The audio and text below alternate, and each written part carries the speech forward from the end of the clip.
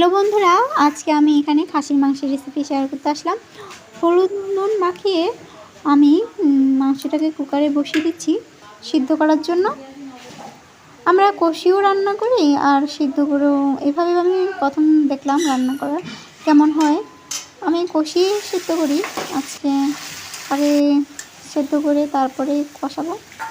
আর এখানে পেঁয়াজ, টমেটো সব রকম মশলা দিয়ে দিলাম, জিরে বাটা, আদা বাটা, রসুন বাটা সব দিয়ে কষিয়ে নিচ্ছি। ভালোভাবে কষিয়ে নিয়ে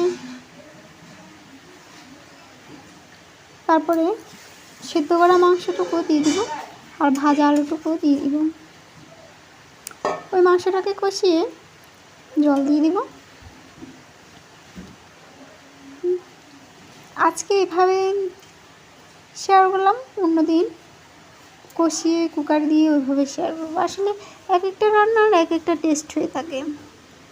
এই যে আমার খাসির মাংস রান্না হয়ে গেল। আর এখানে আজকে রান্না হয়েছিল সর্ষে শুক্তো আর ভোলা মাছের ঝাল, সর্ষে দিয়ে ভোলা মাছ। আর খাসির মাংস তো দেখলামই। ভালো থেকে